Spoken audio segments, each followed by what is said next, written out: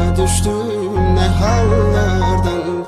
Yorulmuşam axı olanlardan, öpüm nefesinden uzaklardan. Yayılıp aləmə fəryadım harayım, bir ümidim olsun her zaman arayım.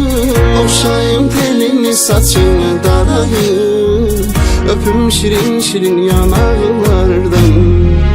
Ne bilsin ağlamaq çarəmi, həllimi, öləcəm qalacam bu səncə bəllimi. Şair qadınısan alın təsəllimi, sətirlərdən varaqlardan. Küsüm həvəsimdən dodaqlardan, ne hallara düştüm, ne hallardan. Yorulmuşam axı olanlardan, öpüm nefesindən uzaklardan. Kesin həvəsimdən dodaqlardan, ne hallara düştüm, ne hallardan. Yorulmuşam axı olanlardan, öpüm nefesindən uzaklardan.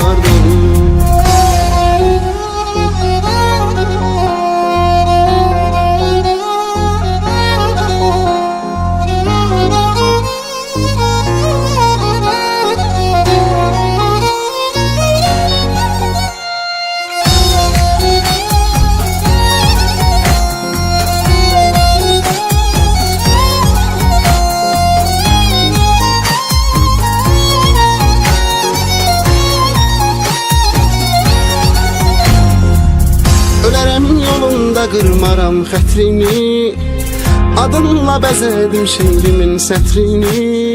Evimsən sən axı, alıram mətrini, saçına toxunmuş daraqlardan. Bir sor ömrüm mənsiz sən tək necə qaldın, ölüm qollarında sən qəlbimə doldun. Vazgeçilməz oldun sən, nə doğma oldun, hayatıma gelmiş qonaqlardan. Küsüm həvəsimdən dodaqlardan, ne hallara düştüm, ne hallardan.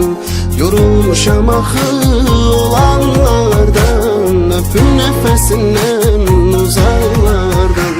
Küsüm həvəsimdən dodaqlardan, ne hallara düştüm, ne hallardan. Yorulmuşam axı olanlardan, öpüm nefesindən uzaklardan. Küsüm həvəsimdən dodaqlardan, ne hallara düştüm, ne hallardan.